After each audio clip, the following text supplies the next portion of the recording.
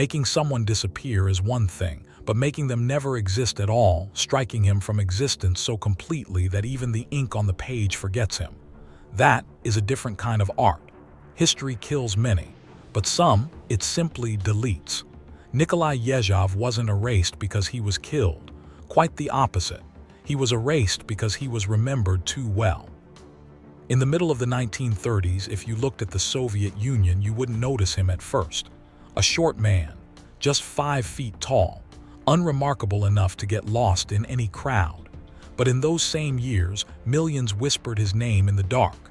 To say it out loud was a death sentence.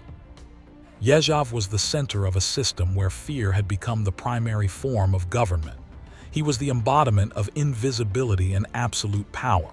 People gave him a name, the Bloody Dwarf, and he would do anything to earn it. Today, you will see how an executioner was destroyed in a hell of his own making. The true story of the man that history tried to forget. Yezhov didn't look powerful. That's exactly what made him dangerous. Stalin saw something in his eyes, a loyalty born from having nothing to lose. It wasn't intelligence that made him a threat. It wasn't charisma. It was the fact that Yezhov was a man without a soul to compromise. Stalin didn't want a loyal friend. He wanted an unblinking tool. Today, we call this era the Yezhovshchina. A time when a single man's name became synonymous with a reign of terror. Yezhov didn't just pass orders. He was the architect of the darkness. He turned terror into a personal discipline. He didn't just sign files, he lingered over them. He changed the vocabulary of death.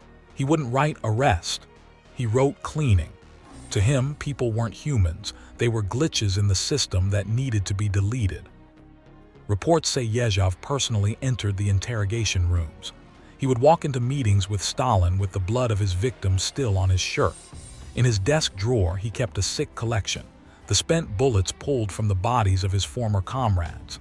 To him, a human life was just a collectible piece of scrap metal. His power didn't come from brute force. It came from standardization. In 1937, he issued the infamous Order 447. He turned the Soviet Union into a massive slaughterhouse. The most terrifying detail, the quota system. Imagine this. In his office, with a glass of vodka and a pencil, he mapped out the fate of entire cities. A regional governor would telegram him, "I've filled my quota of 3,000 traitors, but I found 2,000 more, requesting extra quota." Yezhov would scrawl a simple note at the bottom, "Well done, carry on."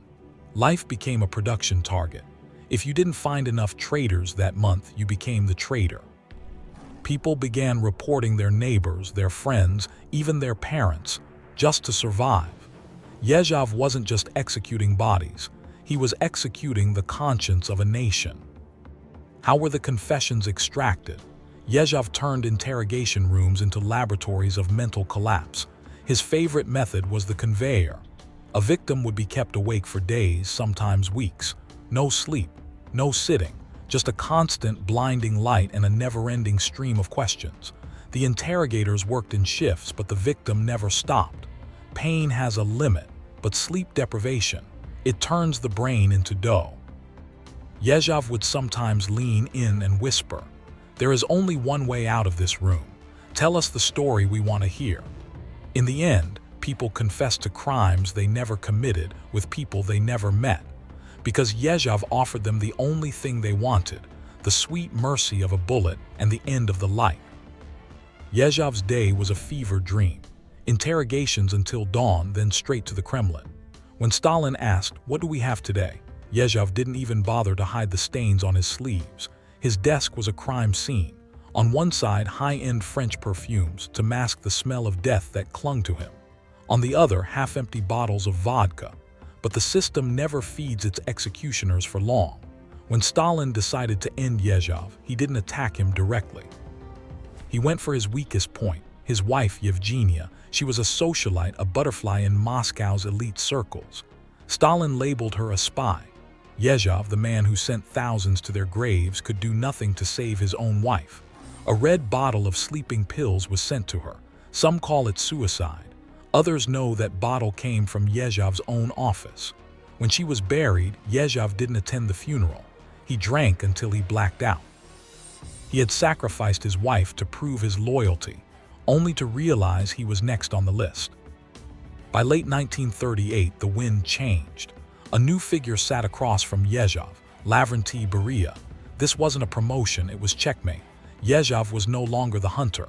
He was the lead role in the next cleaning. He spent his nights staring at those spent bullets in his drawer, calculating when his own name would join them. The irony was sickening. Years earlier, Yezhov had personally interrogated his predecessor, Yagoda. He had stripped him, beaten him, and watched his execution with a smile. Now he was in the same cell, facing the same methods. Beria didn't just want him dead, he wanted him humiliated. He charged the Bloody Dwarf not just with treason but with moral degeneracy, a death sentence in itself. The man who once designed the silence was now drowning in it.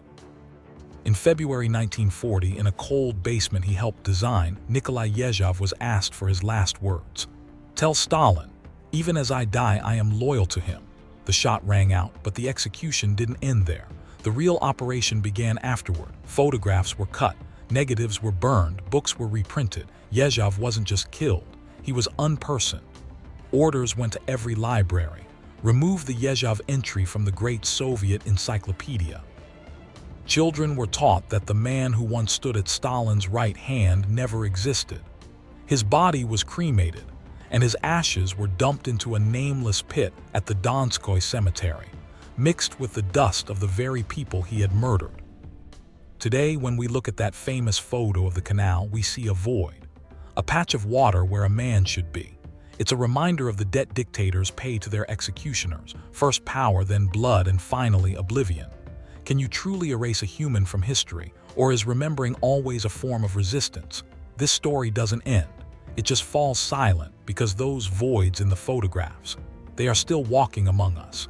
And remember, sometimes the most dangerous thing in history is the silence. Thank you for watching. If you found this story compelling, don't forget to like and subscribe for more deep dives into the shadows of history.